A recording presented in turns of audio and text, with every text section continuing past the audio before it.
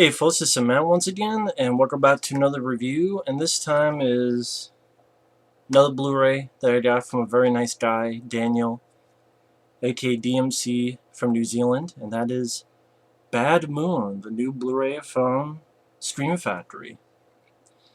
And I must say, they did a really good job with this. This is a Blu-ray that I think there's more effort done to this than the Serpent and the Rainbow Blu-ray, and that was called a collector's edition. And I'm sorry, that's the truth. This should have been called Collector's Edition because there's a lot of stuff involved with this. Again, more than the Serpent and the Rainbow Blu-ray. Now, I'm not sure if I'll review the film again because I've already reviewed the film long ago, well, about 3 years ago, and I'll probably, if I remember, put that review down below. I enjoy the film.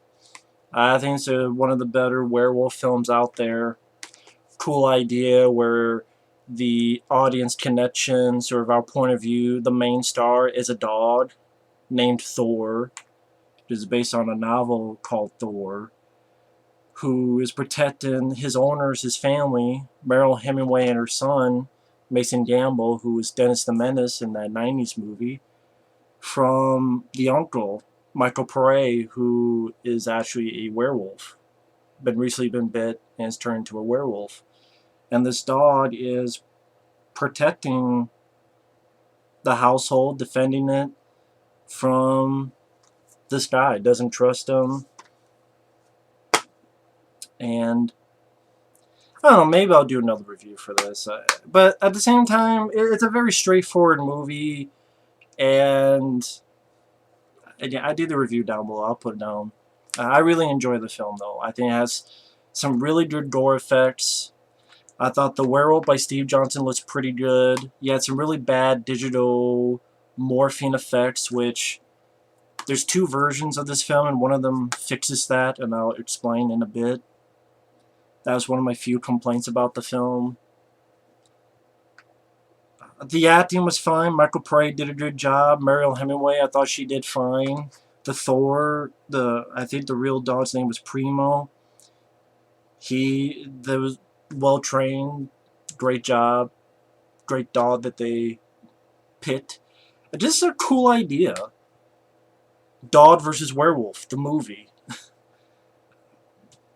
Sort of a horror version of Rin Tin Tin or K-9 or Turner and Hooch or, those dog movies, but in an R-rated werewolf movie.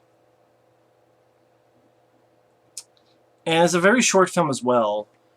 If you take off the end credits, it's probably an hour and 15 minutes. So, yeah, Michael Pare, Meryl Hemingway, Mason Gamble.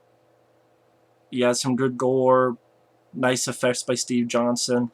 Sometimes it's a little bit stiff, but the overall look is pretty good, pretty cool. It's just once in a while the werewolf looks a little bit stiff in his movements. That's one little critique I can give it. But yeah, hour and 15 minutes. I love the story, the idea.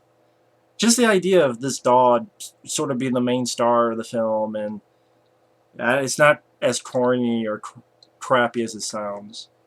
I think it's actually a really cool idea. And getting to the Blu-ray, I mean, the film itself I thought looks fine. But it has two versions of the movie, a theatrical cut and director's cut. The only difference is if you pick the director's cut, the director really took a lot of that digital morphine effects out. There were two up-close shots of Michael Pare changing, one of his face up close, one of his mouth up close. That's still there. But the rest of it was a wide shot where his body's changing, this crappy morphine, and then another crappy digital morphine effect. That's taken out. And the director's cut, it cuts to the up-close shot and then a foot, the shoe breaking apart, and a furry foot coming out. And then the rest of it continues. And to be honest, it works better because even the director admits that the digital morphing is pretty shitty. And so yeah, the director's cut, that's the only difference. If you don't want to see most of that shit, watch the director's cut. If you don't give a shit, you can watch the theatrical cut. Yeah, that's the only difference. But I'm like, okay, that's cool, because that was my main complaint, and most of it's taken out of the director's cut. So yeah, that's a small change, but it's a cool change. Now, it doesn't say on the back here, but there's actually 2 commentary tracks. There's one on the director's cut, and there's one on the theatrical cut. The one that's on here, it says, audio commentary writer-director Eric Red on the director's cut. Now, I like the commentary, but it's not the most exciting. I say that because Eric Red gives a lot of information. That's the good thing. But it really sounds like he's reading, like he wrote everything down, he's just reading it off. Like you could tell from the tone of the voice, it's not off the cuff.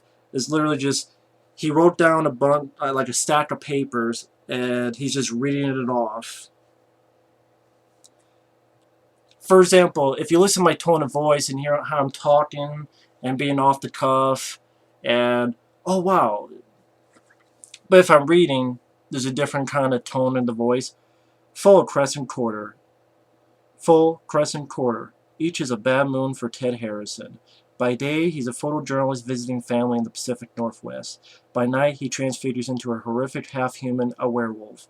Dead men tell no tales, so Ted's sure he alone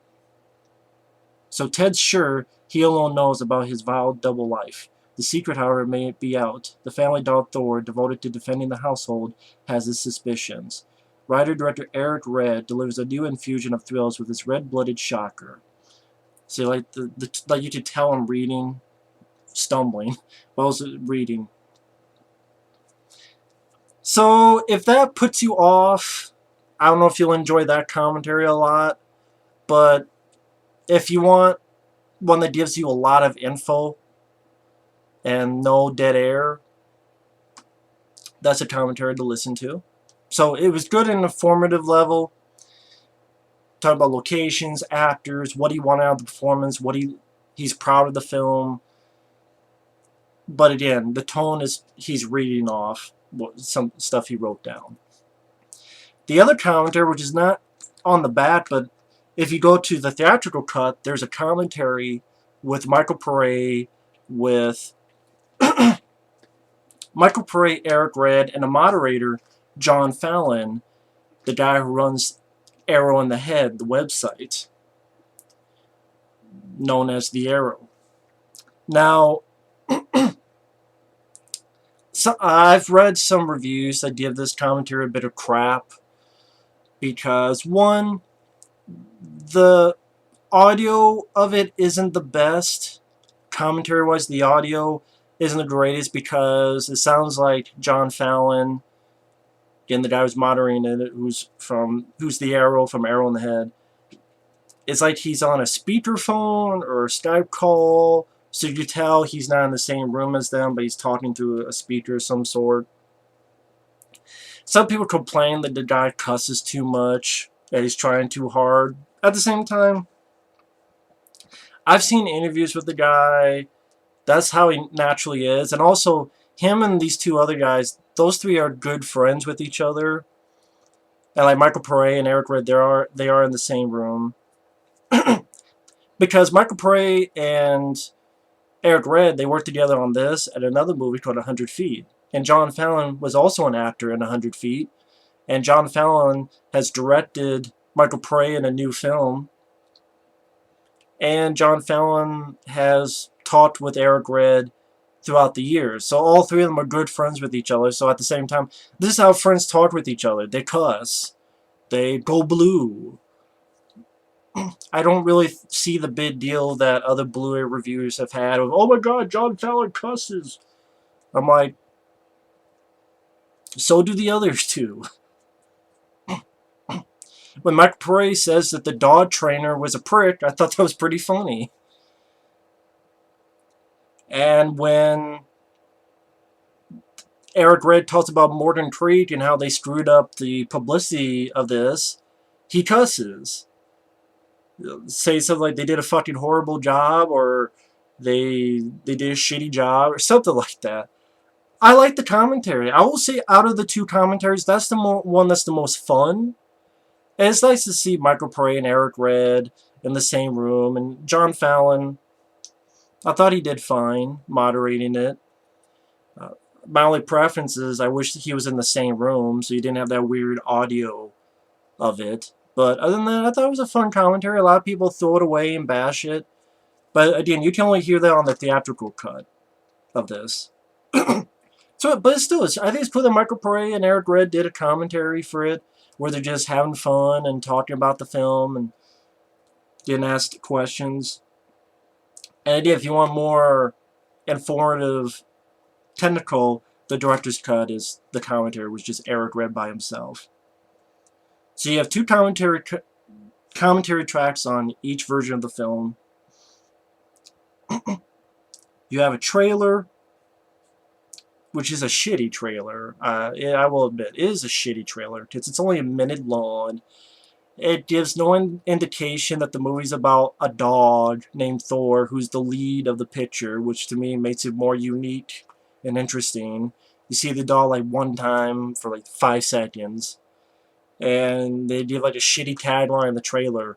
Does it have to be Halloween to be scary, or whatever the fuck it was? And a 35-minute featurette making of the film. They did new interviews with Michael Pare, where he enjoyed working on the film. To him, it's one of the best films he's worked on. It's one of his favorites. Mason Gamble, he even tells a story about how the other day he was picking up pizza and someone looked at his first name and go, "Were you in Bad Moon?" He tells a fun story on that. Steve Johnson tells about how he got the job. I guess at one point he was actually going to do body parts, but that didn't work out, and he got to do this because he always wanted to do a werewolf movie. Ken Kirshner, who played Jason in Freddy vs. Jason, how he was in the suit. And there was a point that either he was hyperventilating or almost getting close to claustrophobia, or at one point wearing the suit. And about how the digital effects was a shit job on that transformation scene. He mentions how Eric Red, he's interviewed as well. He mentions that Meryl Hemingway is a, what do you call her, limited actress when it came to being scared. So he had to do stuff to make her mad at him. So I thought Meryl Hemingway did fine. I thought that was a bit unfair to call her a limited actress. I think she, I mean, he doesn't badmouth her, but calling her a limited actress, I don't think she was that bad. But I guess he had some difficulty working with her, getting the scared performance out of her, or the scared part of her performance. How the marketing, Morgan Creed did nothing with the marketing. They used no money, barely any money for ads and publicity. They really, if I could learn how to talk, they released it a day after Halloween. It did nothing, but it made a fortune on video.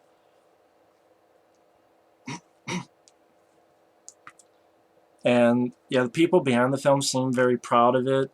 It's a good 35-minute making of. It's definitely a lot better. See, that's what kills me. The Serpent and the Rainbow, that's a shitty Blu-ray, but it's called a collector's edition. This isn't called a collector's edition, but yeah, it's a better Blu-ray. It's got 2 versions of the film, where there's one little difference, but it's a key difference. It's got 2 different commentary tracks. It's got a 35-minute featurette, which is longer than the Serpent and the Rainbow one. Both commentaries are throughout the entire movie. They don't leave halfway through. That's what, you know.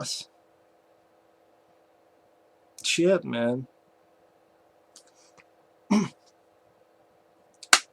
But I thought this was a really good Blu-ray. I'm glad to have it. It was a great gift from Daniel. Thank you very much. I think it's worth the purchase. I think they did a good job with this. I don't really see what else you could have done with this. I doubt Meryl Hemingway would have wanted to talk about the film.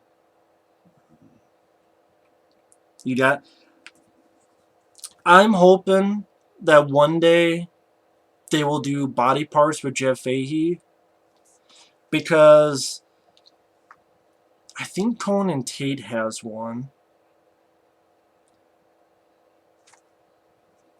Well, at the same time, The Hitcher doesn't even have a fucking good Blu-ray release in the US.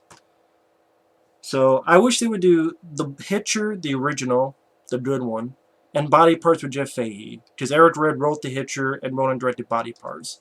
I wish they would do those two. See, what they did with this, I would love to see them do with exactly with Body Parts. You can have two versions of the film. You can have the uncut version, even if it's on VHS or not the HD format, fine. And then have the regular film in HD, have a commentary, have a featurette interview, the guy who did the effects on that, Jeff Fahey, Eric Red. But Paramount, I believe, owns that. And Paramount are a pair of pricks, and Scream Factory doesn't get a lot of Paramount stuff, so that's the problem. But I hope one day Scream Factory does something like this for Body Parts, or The Hitcher with Rutger Hauer, because both of those deserve it. But yeah, I think this is a good one. I think it's well worth it. If you're a fan of the film, I think it's worth a pickup. But either way, thanks for watching, take care, and we'll see you later. Bye-bye.